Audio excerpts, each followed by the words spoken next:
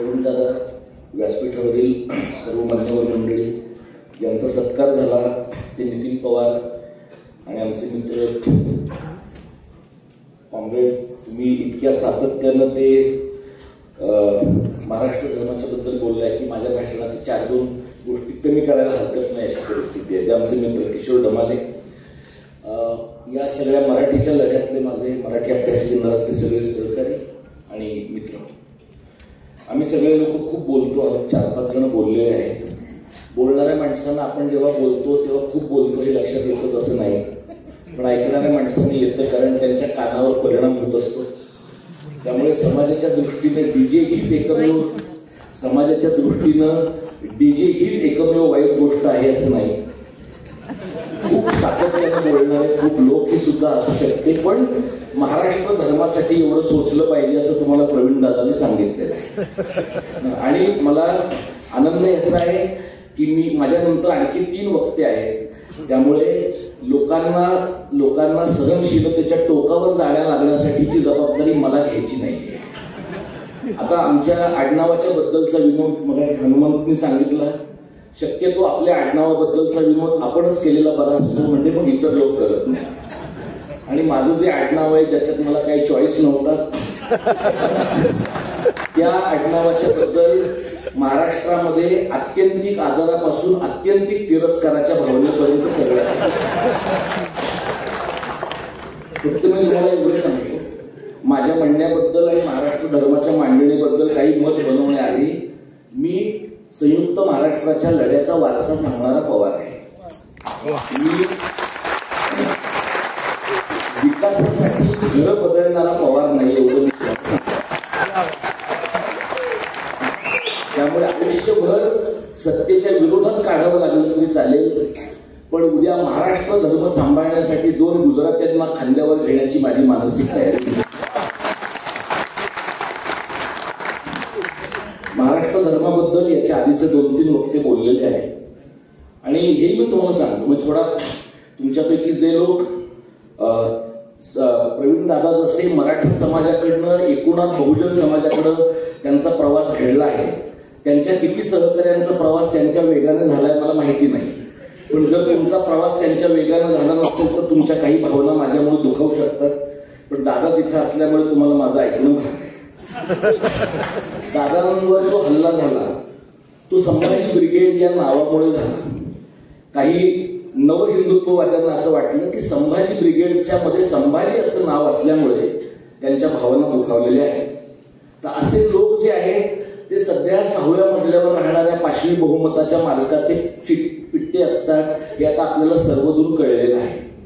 हे सगळं संभाजी प्रवीण दादांच्याही बरोबरच्या काही लोकांना या निमित्तानं कळलं असेल की अप्पासाहेब पवार आणि त्यांच्या सहकाऱ्यांनी शिवाजी विद्यापीठाला शिवाजी विद्यापीठ नाव का दिलं. छत्रपती शिवाजी महाराज विद्यापीठ असं नाव देऊन मग छत्रपती शिवाजी महाराज टर्मिनस सारखं त्याचं चषीमवी करण्याची वेळ त्यांनी त्या विद्यापीठावर आणली नाही. आणि शिवाजी हा आपल्या आतड्याचा विषय आहे, प्रेमाचा विषय आहे, या प्रकारची जाणीव त्यांनी लोकांच्या मनामध्ये केली. आता मगाशी 2 मान्यवर मंडळींना जेव्हा आम्ही त्यांचा सत्कार केला तेव्हा शिवाजी संभाजी महाराजांचा पुतळा हातात धरण्याची जबाबदारी प्रवीण दादांनी माझ्यावर दिली होती. तो पुतळा फार जड आहे. ज्या माणसाचा पुतळा लोकांच्याकडे देताना दिला जाणारा एवढा जड आहे, त्या माणसाचा वैचारिक, राजकीय आणि तत्वज्ञानाचा वारसा किती जड असेल याची तुम्ही कल्पना करू शकता. त्यामुळे यानंतरच्या काळामध्ये आता दादांनी लोकांना पुतळा दिलाय तर आपणही घरोघरी पुतळ्यांचीच प्रतिष्ठापना करावी असं न समजता शिवाजी महाराज, संभाजी महाराज, राजाराम महाराज आणि एकूणच मराठेशाहीचा इतिहास नीट समजून घेण्यासाठी पुस्तकांची प्रतिष्ठापना आपण सगळे कराल असं मी गृहीत धरतो. थोडं मोकळेपणाने बोलतो, मला इथे श्रोत्यांमध्ये पुरुषांची संख्या खूप दिसते आहे. इथे आपल्या नवऱ्याच्या पार्टनर म्हणून समोर बसलेल्या प्रतिमाताई आहेत, पण त्या व्यासपीठावर यायला नको नको म्हणत होत्या. इथं बसलेल्या अनेक नवऱ्यांच्या ज्या पार्टनर आहेत त्या घरी त्यांच्यासाठी मटणाची तयारी करतायत का, आणि त्यामुळे त्यांना हे महाराष्ट्र धर्म समजून घेण्यात अडचण येते का, हे सुद्धा महाराष्ट्र धर्म जाणून घेणाऱ्या भूमिपुत्रांना समजून घेतलं पाहिजे. आणि 50% समाजातल्या घटकाला महाराष्ट्र धर्म घरी मोबाईलवरच ऐकवायला लावायचा, यातून महाराष्ट्र धर्म हाती येण्याची प्रक्रिया आणखी 50 वर्ष पुढे जाऊ शकेल, हे तुम्ही लक्षात घ्या. बायकांना फक्त स्थानिक स्वराज्य संस्थेत 33% आरक्षण देऊन उपयोग नाही, बायकांना चळवळीमध्ये 50% आरक्षण दिलं पाहिजे. म्हणजे शिवसेना पक्षाच्या राजकारणाबद्दल, मनसेच्या राजकारणाबद्दल काही लोक म्हणतात हे सन्स ऑफ द साईडचं राजकारण आहे, भूमिपुत्रांचं राजकारण आहे. ते राजकारण करणाऱ्यांना पण लक्षात येत नाही, त्याची चिकित्सा करणाऱ्यांना पण लक्षात येत नाही की हे भूमिपुत्र अधिक भूमिकन्यांचं राजकारण असलं पाहिजे, तरच ते यशस्वी होऊ शकतं. भूमिपुत्रांचंच निखळ राजकारण झालं तर फक्त दंगली होतात. भूमिपुत्र आणि भूमिकन्यांची एकत्रित राजकारण झाली तर अधिक संवेदनशील, अधिक एम्पथेटिक अशा प्रकारची राजकारणं होतात. आणि म्हणून संयुक्त महाराष्ट्राचा लढा अत्यंतिक संवेदनशील आणि अत्यंतिक शांततेचा लढा काय आहे? कारण तो पुरुषांचा लढा नाही, तो पुरुष अधिक बायांचा लढा आहे. आणि त्यामुळे आपण हे लक्षात घ्यायला पाहिजे, ज्यांना कोणाला प्रवीण दादांच्या प्रेमापोटी आणि आजच्या काळात गरज वाटते आहे असं म्हणून महाराष्ट्र धर्माबद्दल बोलावं असं वाटतंय, त्यांनी आपल्या घरामध्ये आपल्या बायकोशी आपण समतेच्या पद्धतीनं वागतो का नाही, आपल्या मुलीला आर्ट्सला ढकलून पोराला इंजिनिअरिंगला अमेरिकेत पाठवतो का, आणि मग ते सुद्धा तिच्यासाठी तर लग्नात खर्च करायचाच आहे की अशा प्रकारची लंगडी समर्थनं देऊन करतो का? कारण तुमच्या खाजगी जीवनात तुम्ही लंगडे असाल तर तुमच्या सार्वजनिक जीवनात तुम्ही धष्टपुष्ट असण्याची काही शक्यता नाही.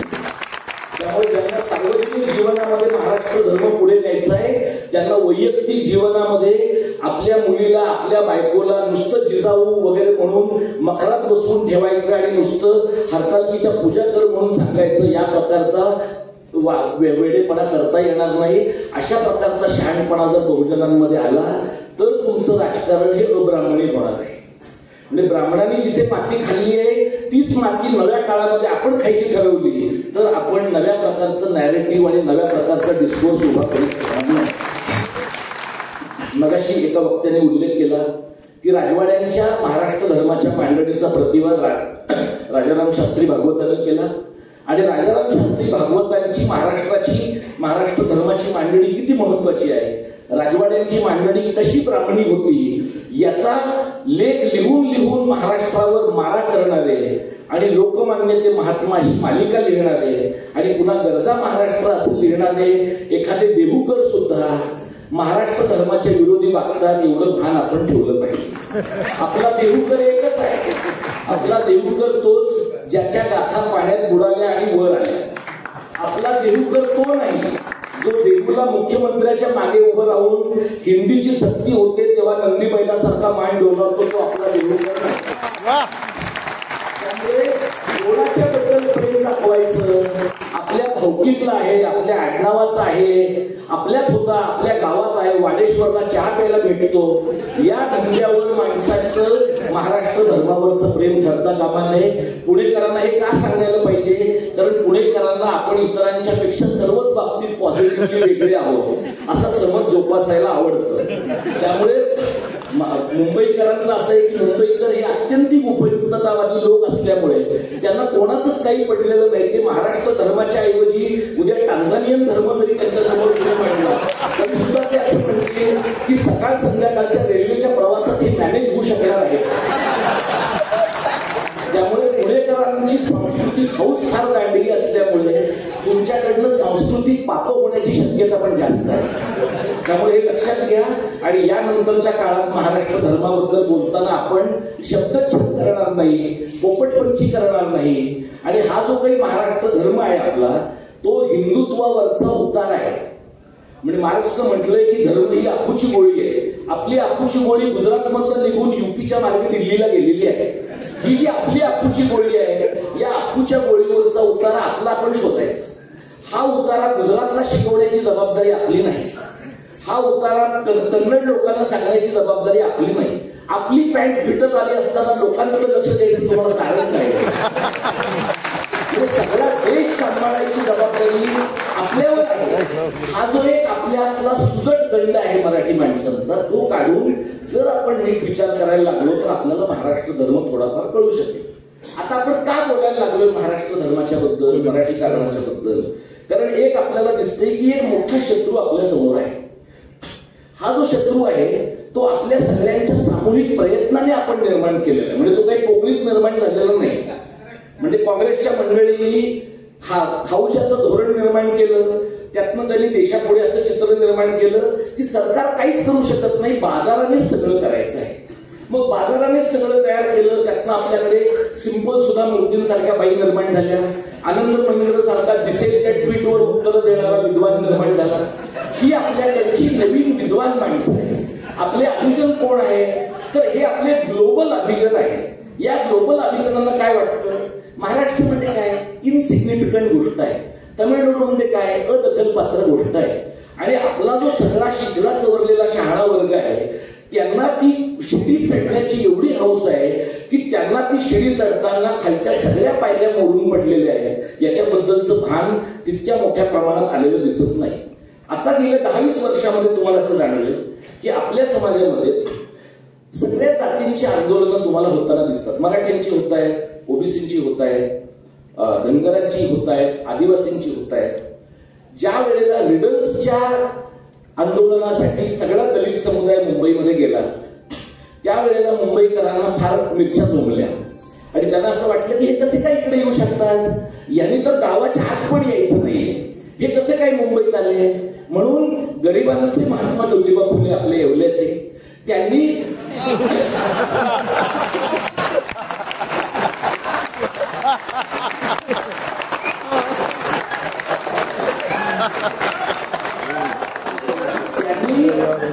हुतात्मा चौक गोमूत्रानं धुवून काढला.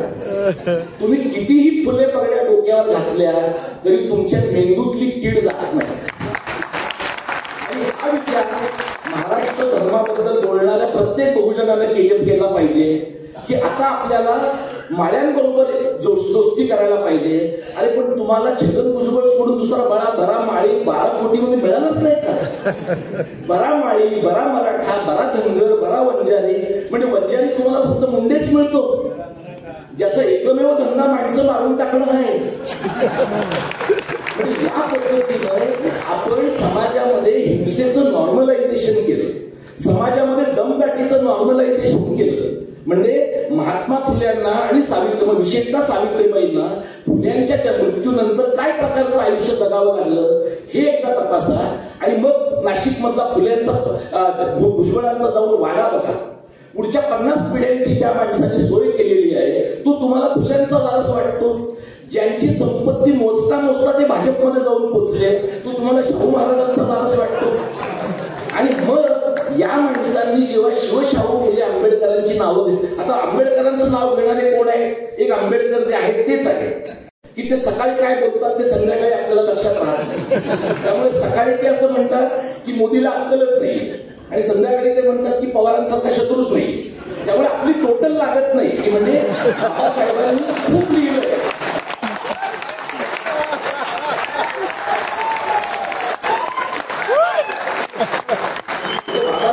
खूप लिहिलंय पण त्यांच्या सगळ्या इमॅन्सिपेटरी विचारांमध्ये आता एक आणि नंतर एक ऑड इव्हन डेला केजरीवाल सारखं वागणं जे आहे ते इतर तुम्हाला दिसत नाही.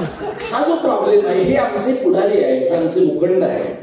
मग आमच्याकडे काय होतं लोकांचं की आमचा अभिजन तयार झाला पाहिजे, आमचा अभिजन आमची भाषा बोलणार आहे. पण अभिजन तो ब्राह्मणांमधला असू द्या, मराठ्यांमधला असू द्या, दलितांच्या मधला असू द्या, अभिजन काय म्हणतो, कुठल्या कमिटीवर घेतायत मला आणि त्या कमिटीवर घेतलं मला तर जाण्या येण्याचं सेकंड एसीचं भाडं मिळणार आहे का? आणि कॉलेजमधल्या विशेषतः प्राध्यापक या जमातीबद्दल मी तुम्हाला सांगतो, माझा खाजगी अनुभव आहे त्यांच्याबद्दल म्हणून की 3 दिवसाची ड्युटी लीव्ह मिळण्याची शक्यता आहे का? म्हणजे आपलं सगळं पुरोगामित्व, आपलं सगळं समाजावरचं प्रेम हे त्या मंत्र्याला एखाद्या गोचिडाप्रमाणे चिकटलेल्या फोटोमध्ये आहे. अशा प्रकारची स्वाभिमान शून्य माणसं संयुक्त महाराष्ट्राच्या लढ्यानंतर महाराष्ट्रात आपण खोऱ्याने निर्माण केली. त्या पोकळीमध्ये आज आपण महाराष्ट्र धर्माबद्दल बोलतो. मग महाराष्ट्र धर्माबद्दल बोलताना आपल्याला काय केलं पाहिजे? जे बदमाश आणि वांड आहेत त्यांना वेगळाच रस्ता दाखवला पाहिजे. उद्या त्यांचं मतपरिवर्तन होईल, आपण सगळ्यांना समजून घेतलं पाहिजे असं म्हणून एखाद्या नांदेडच्या टग्याला परत घेता कामा नये. विकासासाठी कुठंतरी गेला आहे तर तो तिथनंच जवळच्या नदीमध्ये निघून जावा अशी व्यवस्था केली पाहिजे. पुन्हा त्याला पौराणिकाच्या प्रवाहात आणत बसता कामा नये. म्हणजे महाराष्ट्र धर्म जर उभा करायचा तर तुम्हाला महाराष्ट्राच्या राजकारणाचा पोतच बदलला पाहिजे. म्हणजे सेना मनसे तुम्हाला नको आहे का?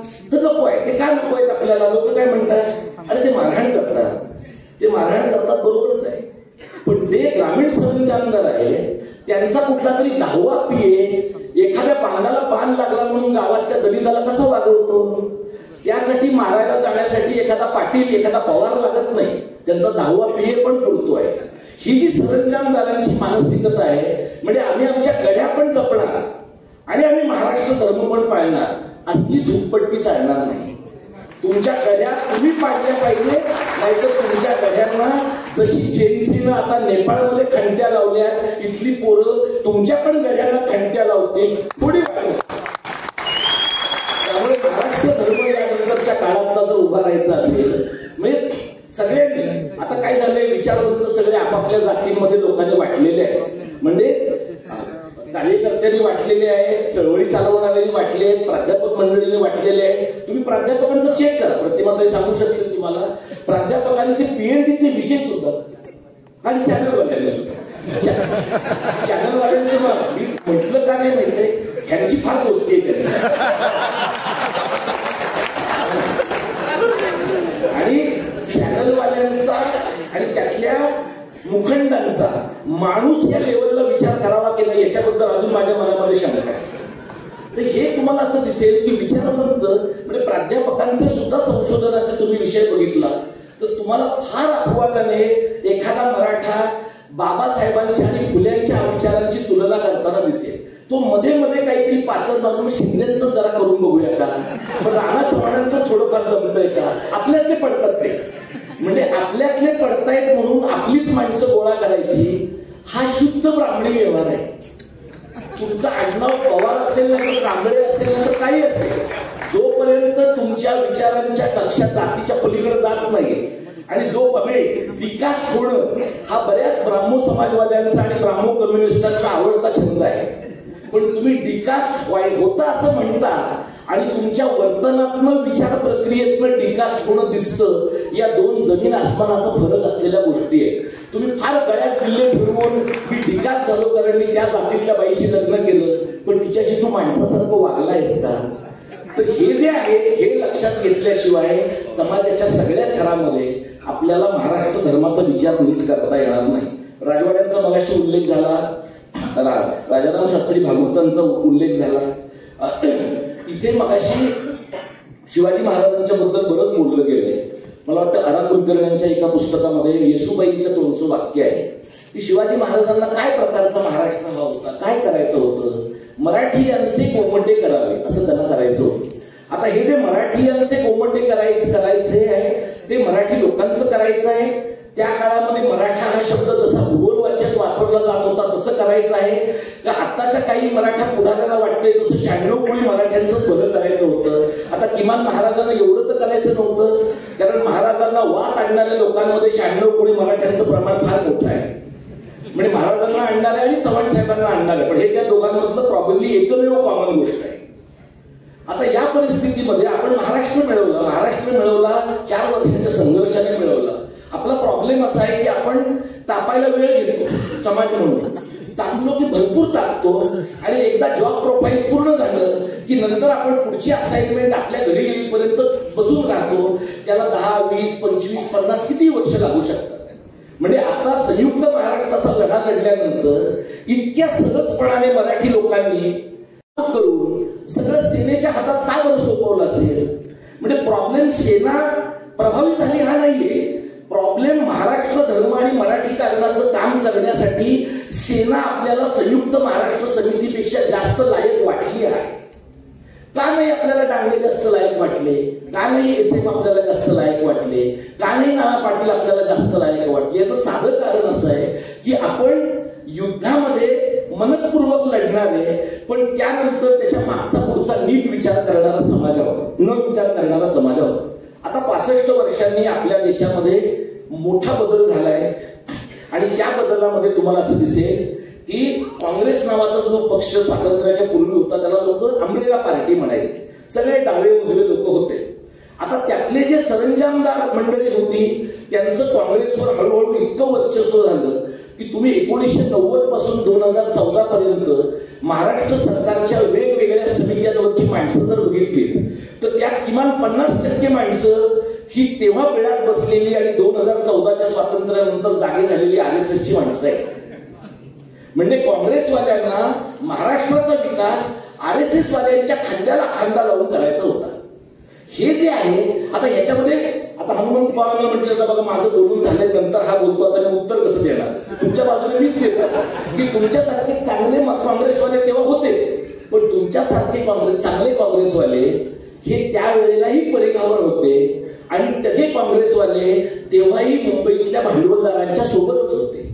आता तुम्ही मुंबईतल्या भांडवलदारांच्या सोबत राहून गिरण्या बंद पाडाल, गिरण्यांच्या जमिनींवर मॉल उभे कराल, गिरण्यांमध्ये काम करणाऱ्या कामगारांना कर्जतपर्यंत जमिनी मिळू देणार नाही आणि तरी सुद्धा तुम्ही असं म्हणाल तुमच्या जाहिरातींमध्ये की महाराष्ट्र धर्म वाचवण्यासाठी आमचा पक्ष काम करत आहे, तर काहीतरी तुमचा केमिकल लोचा आहे. ज्या दोन पक्षांनी महाराष्ट्रातल्या मुंबई शहरातल्या गिरण्या त्यांच्या डोळ्यादेखत संपवल्या आणि त्या गिरण्या संपवल्याच्या नंतर तिथला कामगार निस्तनाबूत झाला आणि मुंबई हळूहळू गुजर मारवाड्यांची एका बाजूला आणि उत्तर भारतीयांची दुसऱ्या बाजूला व्हायला लागली, त्यांच्या पापाची फळं त्यांच्या पदरात घातल्याशिवाय नवा महाराष्ट्र धर्म तुम्हाला उभा करता येणार नाही. आता प्रश्न असा आहे की 2014च्या या तथाकथित नव्या स्वातंत्र्याच्या नंतर हे जे भाजपचे आणि संघाचे लोक सत्तेत आलेले आहेत, बरेच लोक म्हणतात नाही पण ते विकास केंद्रीय आहे ना, त्यांना विकासामध्ये रस आहे. आणि आता परवा देवेंद्र फडणवीसांचा इन्फ्रामॅन म्हणून त्यांच्या मोठमोठ्या जाहिराती आल्या आणि अक्षरशः 100 फुटावर त्यांच्या देवाभाऊ नावाने होर्डिंग लागलेले आहेत. याला साधारणपणे केळसवाणी गोष्ट असं म्हणतात, पण केळसवाणी गोष्ट ही केळसवाणी आहे हे कळण्यासाठी सुद्धा तुमचा बौद्धिकांशी संबंध नसण्याची गरज असते. हा जो सिरियस प्रॉब्लेम आहे त्याचा आता काय प्रश्न आहे की इथल्या मराठ्यांनी, इथल्या ओबीसींनी, इथल्या दलितांनी 50-60 वर्षाच्या साचलेपणाच्या राजकारणामध्ये जी काही एकत्रित माती खाल्ली आहे त्यातनं लोकांना असं वाटलं ह्यांनाही संधी देऊन बघू, हे तरी काहीतरी करतील. मग त्यांनी काय केलं, मोपलवारला सोबत घेऊन समृद्धी महामार्ग केला, अंबानी शेठच्या मदतीसाठी अटल सेतू बनवला, आता वाढवण बंदर बनवायला घेतलं, मग 4थी मुंबई बनवतील. मग कबुतरांचं प्रेम हे त्यांना माणसांच्या प्रेमापोटी जास्त महत्वाचं वाटायला लागलं आणि कबूतर जगणं कसं आवश्यक आहे हे आपल्याला सरकार पटवायला लागलं. हा जो बदललेला नॅरेटिव्हचा भाग आहे, या बदललेल्या नॅरेटिव्हच्या पोटात काय आहे तर भाषिक आयडेंटिटी महत्वाची नाहीये. एकच आयडेंटिटी या देशामध्ये चालेल, ती धर्माची आयडेंटिटी आहे आणि ती आयडेंटिटी गोळवलकरांपासून आलेली आहे, बंच ऑफ थॉट्स पासून आली आहे. एक देश, एक भाषा, एक संस्कृती, या सगळ्यामध्ये हे सगळं लोकांच्या मनामध्ये रुजतं आहे. आणि याचं एक आर्थिक कारण तुम्ही पॉलिटिकल इकॉनॉमी मधलं कारण तुम्ही लक्षात घ्या की खूप प्रचंड मोठ्या प्रमाणामध्ये सरप्लस पैसा 91 सालापासून लोकांच्या हातामध्ये आला. ते सगळे लोक काँग्रेसच्या व्यवस्थेचे लाभार्थी आहेत. काँग्रेसच्या आजच्या घडीला कट्टर शत्रू कोण आहे, ज्यांचं काँग्रेसने भलं केलंय ते सगळे लोक आहेत. कॉर्पोरेट मधले लोक आहेत, बँकांमधले लोक आहेत. आणि आज काँग्रेसला कोण मदत करतंय, ज्यांना काँग्रेस पाणी पुरवू शकले नाही ते झोपडपट्ट्यांमधले लोक काँग्रेसच्या बाजूला आहेत. जेव्हा कधी हिंदू राष्ट्रावर पडदा पडेल आणि काँग्रेसवाल्यांकडे पुन्हा सत्ता आली तर त्यांनी लक्षात ठेवलं पाहिजे की 91 सालानंतरच्या खाऊजाच्या राजकारणानंतर आपण काय प्रकारची अस्तरीतले निखारे पोचले राहिले आणि अंतिमतः आपली सत्ता पुन्हा आणण्यासाठी कोणत्या माणसाने मदत केलेली आहे. वंचितांच्या परिघावरचे जे सगळे लोक आहेत त्या सगळ्या लोकांच्या सोबतच तुम्हाला महाराष्ट्र धर्म उभा करता येतो. आपण एक लक्षात घेऊया की आपल्याला गेल्या 10-15 वर्षात या सगळ्या मंडळींनी आपण आणि ते या प्रकारच्या विभागणीमध्ये नेलेलं आहे. तुम्ही जर पाहिलं तर सांगली सारख्या जिल्ह्यामध्ये, साताऱ्यामध्ये, बेळगावमध्ये, या सगळ्या महत्वाच्या जिल्ह्यांमध्ये मनोहर कुलकर्णी सारखा माणूस इतका प्रचंड प्रबळ कसा होतो त्याचे पाठीराखे कोण आहे? त्याचे पाठीराखे 2 पाटील आहेत. त्यांनी त्यांच्या राजकारणासाठी मनोहर कुलकर्णीला एवढं मोठं केलं. आता त्याचं भूत इतकं मोठं वाढलेलं आहे आणि आता तो संघ भाजपच्या नॅरेटिव्हसाठी इतका मोठा झालेला आहे की तो याला फाट्यावर मारू शकतो आणि कदाचित परिस्थिती अगदी वास्तवाबाहेर गेली तर तो उद्याचा महाराष्ट्र भूषण आहे. तुम्ही लक्षात घ्या. म्हणजे तुम्ही मराठी माणूस म्हणून आणि हिंदू म्हणून एका वेळेला राहू शकत नाही. आणि म्हणून उगाच छत्तछत करून नाही हे हिंदवी स्वराज्य आहे, नाही ते हिंदूंचं आहे, ते तिल्या तांबोड्यांचे पुढारी होते, अशा प्रकारचा शब्दच्छेद न करता महानुभाव पंथाच्या काळापासून या वेगवेगळ्या खंडमंडळांमध्ये राहणारा जो माणूस आहे तो मराठी आहे. या खंडमंडळांमधल्या माणसाची मराठी ही ओळख आहे. महाराष्ट्री वसावे असं चक्रधरांनी म्हटलंय. त्यांनी ते उत्तर भारतीयांसाठी म्हटलेलं नाहीये. महाराष्ट्री वसावे हे का म्हटलंय? कारण ही सुपीक भूमी आहे, ही चांगली भूमी आहे आणि म्हणून ही भाषा अत्यंत महत्वाची आहे, हा समाज अत्यंत महत्वाचा आहे. या प्रकारची जाणीव सातवाहनाच्या काळापासून, चक्रधरांच्या काळापासून, शिवाजी महाराजांच्या काळापासून अगदी आतापर्यंत तुम्हाला दिसते. महाराष्ट्र धर्म जगवायचा तर मराठी भाषा जगवण्याला पर्याय नाही. मराठी भाषा जगवायची तर मराठी शाळा, मराठी वाचनालय, या राज्यातली मैदानं, या राज्यातले लोकांचा जीव हे सगळं वाचवण्याला पर्याय नाही. म्हणजे तुम्ही असं म्हणाल की मी भगवा झेंडा घेऊन फिरेन, मी एकदम छान फेटा दिसून नववर्ष यात्रेमध्ये सहभागी होईल किंवा कमरेचा तुकडा पडला तरी चालेल पण ढोल बांधल्याशिवाय माझं मराठीपण पूर्णच होणार नाही. तर या प्रकारच्या फालतूगिरीमधून तुमचा महाराष्ट्र धर्म उभाही राहणार नाही, टिकणार तर अजिबातच नाही. जे धनदांडगे मराठी लोक आहेत त्या धनदांडग्या मराठी लोकांनी ठरवलं पाहिजे की तुम्हाला देणग्या कशाला द्यायच्या आहे? तुम्हाला देणग्या मंडळांना द्यायच्या आहे? तुम्हाला देणग्या शिर्डीला जाणाऱ्या लोकांना द्यायच्या आहे का तुम्हाला देणग्या गरीब पोरांच्या शिक्षणाला द्यायच्या आहे का गरीब लोकांच्या शिक्षणाला द्यायच्या आहे? म्हणजे मुसलमान लोक त्यांच्या समुदायातल्या लोकांना मदत करतात म्हणून काही हिंदू लोकांचे अँटेना फार टाकतात की हे असंच करतात म्हणून. अरे तुम्हाला कुणी थांबवलंय ते करण्यापासून? तुम्हाला अष्टविनायकाला गेल्याशिवाय झोप येत नाही, तुम्हाला मानसरोवर यात्रा केल्याशिवाय आणि उत्तराखंडमध्ये तो अख्खं राज्यच एक दिवशी वाहून जाईल अशी परिस्थिती झाली तरी सुद्धा तुम्हाला गप्प बसवत नाही. पण तुम्हाला तुमच्या घराच्या शेजारची मराठी शाळा मोडून पडली तरी ती बघवत नाही. तुमच्या गावातलं वाचनालय संपलं तरी तुम्हाला काही वाटत नाही. तुमच्या गावामधल्या मराठी आडनावाच्याच माणसांना पुरेसा उपचार मिळाला नाही म्हणून ते घरातच मेले तर तुमचं हृदय गरवत नाही. असे जे लोक आहेत ते तोतया मराठी लोक आहेत. हे फक्त आडनावाचे मराठी लोक आहेत. या तोतया मराठी लोकांपासून खऱ्या मराठी लोकांनी सावध असण्याची नितांत गरज आहे. आणि म्हणून महाराष्ट्र धर्माचा लढा हा हिंदुत्वाच्या आहारी गेलेल्या आणि पैशाच्या मोहात गुंतलेल्या तोतया मराठी लोकांचा खऱ्या मराठी लोकांशी असलेला लढा आहे. आणि खरे मराठी लोक संख्येनं जास्त पण कॉन्फिडन्सने दुबळे आहेत. त्यांची संख्या आणि त्यांचा कॉन्फिडन्स हे जर मॅच करता आलं त्यांना तर या लोकांना ते ताणून ताणून मारतील आणि त्यांना ताणून ताणूनच मारण्याची गरज आहे. या सगळ्या परिस्थितीमध्ये आपण एक लक्षात घेऊया. आपल्याला लोक सारखे सांगतात की हा देश एकत्र ठेवला पाहिजे, असं तुम्ही मराठीचं राज्य गुजरात्यांचं राज्य असं करत राहिला तर कसं होईल? तर आपण त्यांना हे सांगायला पाहिजे की हे सगळं सांगायला तुम्हाला 75 वर्ष उशीर झालेला आहे. हे तुम्ही जिनाला सांगायला पाहिजे होतं, हे तुम्ही सावरकरांना सांगायला पाहिजे होतं आणि हे मुळात तुम्ही RSSची स्थापना केली तेव्हाच विचार करायला पाहिजे होता की तुमची संघटना हीच मुळात देशाच्या फायरिंगची जमीन आहे. त्यामुळे आता पाकिस्तानचे लोक त्यांचं पाहून घेते. आता या देशामध्ये जे जे विविध भाषांचे लोक आहेत त्यांना स्वतःचं राज्य, स्वतःचा समुदाय, स्वतःची भाषा आणि स्वतःची इसेन्शियल आयडेंटिटी जपण्याचा पूर्ण अधिकार आहे. ती जर तुम्ही चेपली तर जे पाकिस्तानचं झालं, जे श्रीलंकेचं झालं ते अत्यंत मोठ्या प्रमाणावर भारताचं होण्याची शक्यता आहे. आपण सगळे जसे महाराष्ट्रवादी आहोत तसे राष्ट्रवादी आहोत. पण मला तुम्ही विचाराल तर महाराष्ट्र आणि इतर कोणत्याही मूल्यांमध्ये विरोध निर्माण झाला, आंतरविरोध निर्माण झाला तर माझी पहिली ओळख महाराष्ट्र आणि मराठी आहे. पाहिजे की मराठी लोकांना, तमिळ लोकांना, बंगाल्यांना तुम्ही हे नका सांगू की हे केलं की देश फुटेल. मुळामध्ये तुम्ही कसं वागलात की देश फुटेल याचा शांतपणाने विचार करण्याची गरज आहे.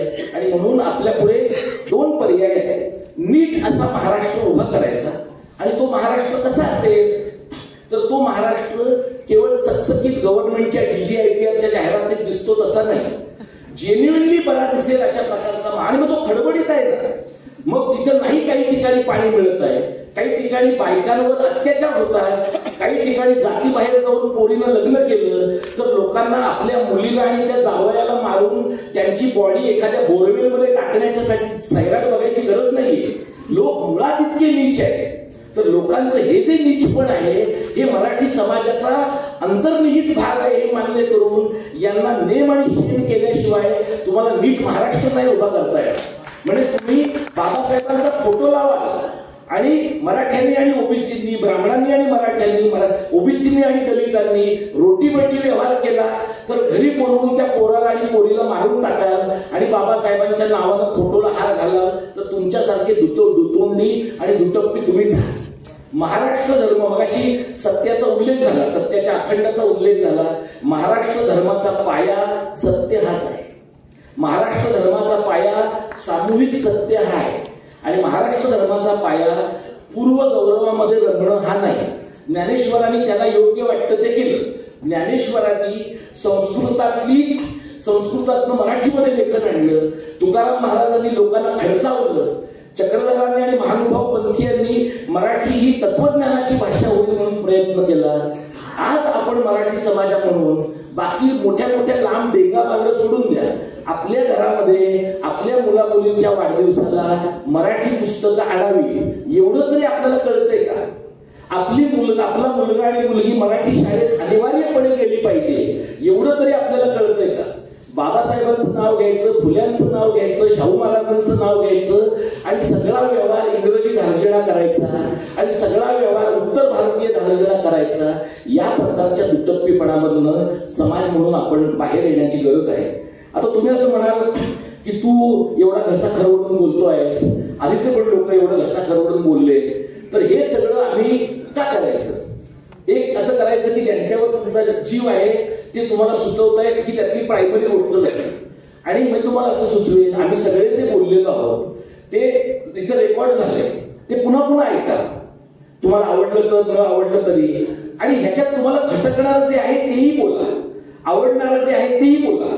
महाराष्ट्र धर्म या देशातला मरण्याचं कारण चिकित्सेचा अभाव आहे, आपण खरं मानतो.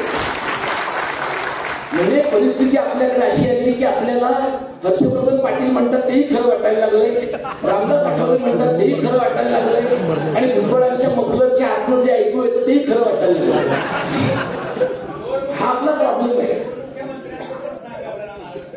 काय काय म्हणलाय?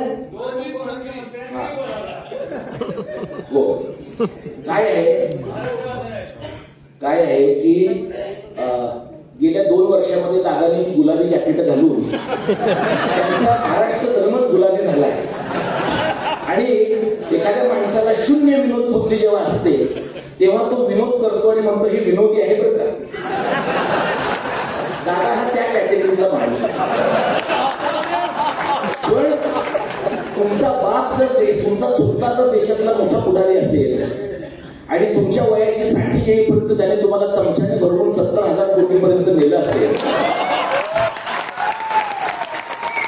तर तुम्ही अख्ख्या जगाला आकर्षित करू शकता. दुसरे जे आपले गृहस्थ आहेत ते सध्या खूप नाराज दिसतात गाडीमधून सुद्धा. ते तुम्हाला असं लक्षात येईल की ते सगळ्यांचे भाऊ आहेत. बहिणींनी सावध राहावी अशा प्रकारची ही गोष्ट आहे. दादापासून शिंद्यांपासून देवाभाऊ पर्यंतचे 3 भाऊ जर मिळाले तर बहिणींना आपल्या आई वडिलांच्या नंतर आपली काय अवस्था होईल याची पूर्ण काळजी वाटण्यासारखी परिस्थिती आहे. हे लोक काय आहेत मी तुम्हाला सांगतो, हे कमिशन एजंट आहे.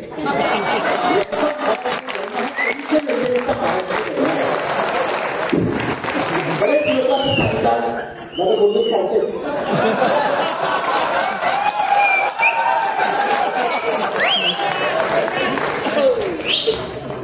तुम्ही लक्षात घ्या.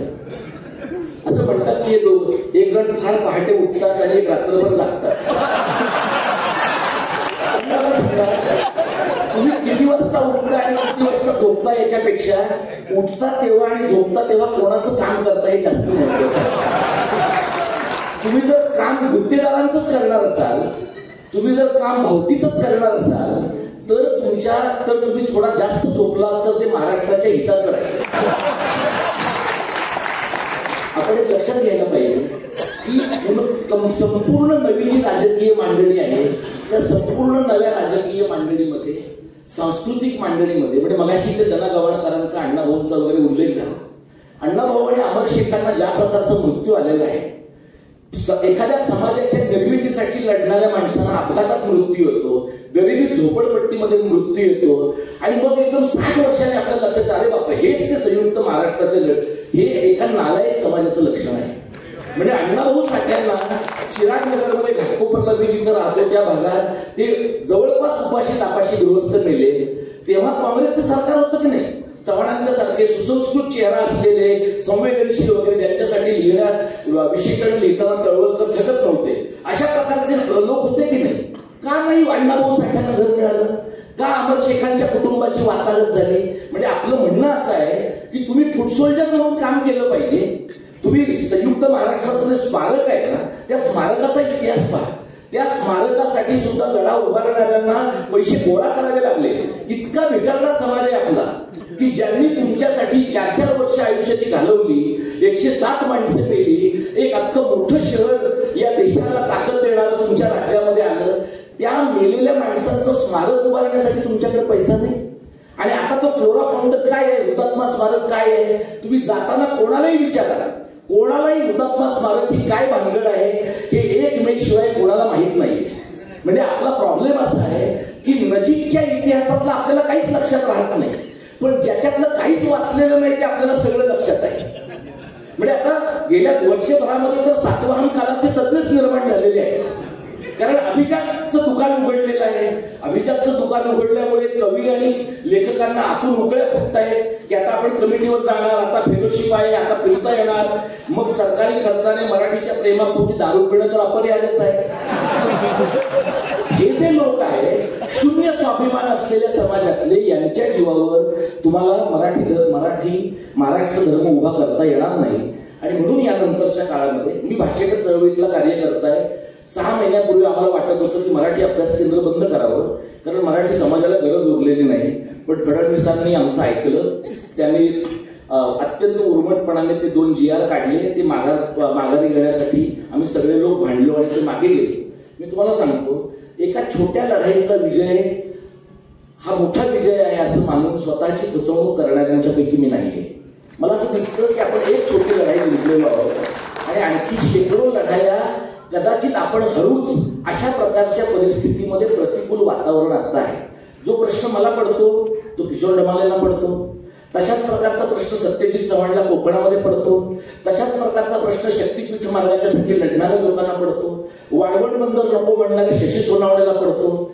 हे जे आम्ही समान धर्माचं असू ना तर आम्ही समान धर्म आहोत. आणि म्हणून महाराष्ट्र धर्म हे अस्मितेचं गाजर नाहीये. महाराष्ट्र धर्म हे राजकीय, सांस्कृतिक, सामाजिक अर्थव्यवस्थेच्या वहनाचं हत्यार आहे. आणि ते जर केलं, ते जर आपण उभं केलं, मला असं वाटतं की एकदाच प्रवीण दादांना मी भेटलो आणि त्या भेटीवर त्यांनी मला बोलावण्याचा धोका पत्करला. तो धोका अगदीच वाया गेला का काय मला माहिती आहे, त्यांच्या मित्रांना सांगतील. आणि ह्याबद्दल दोष द्यायचा तर त्यांनी मंजुश्री पवारला दिला पाहिजे, कारण ती माझी आणि त्यांची कॉमन मैत्रीण आहे. त्यामुळे अजून एक पवार. हा, तर हे मी तुम्हाला सांगतो की हे जर उभं करायचं तर खूप पुढची 25-30 वर्ष लोकांना मेहनत करण्याची गरज आहे. आपल्या हयातीमध्ये महाराष्ट्र धर्माचा लढा यशस्वी होईल का मला माहित नाही, पण किमान आपण मरताना, आणि माझा पुनर्जन्मावर विश्वास नसल्यामुळे आणि कदाचित असलाच पुनर्जन्म तर मी कुत्रा गाढव म्हणून काही म्हणून जन्माला येण्याची शक्यता असल्यामुळे महाराष्ट्राबद्दल मला तितकंच प्रेम राहण्याची शक्यता नाहीये.